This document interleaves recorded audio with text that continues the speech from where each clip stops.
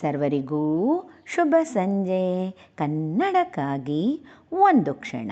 ಈ ದಿನದ ಒಗಟು: 10 ತಲೆ ಕೆಂಪುಂಟು ರಾವಣನಲ್ಲ, 6 ತಲೆ ಕಪ್ಪುಂಟು ಷಣ್ಮುಖನಲ್ಲ, 7 ತಲೆ ಬಿಳಿಯುಂಟು ನಾಗೇಂದ್ರನಲ್ಲ.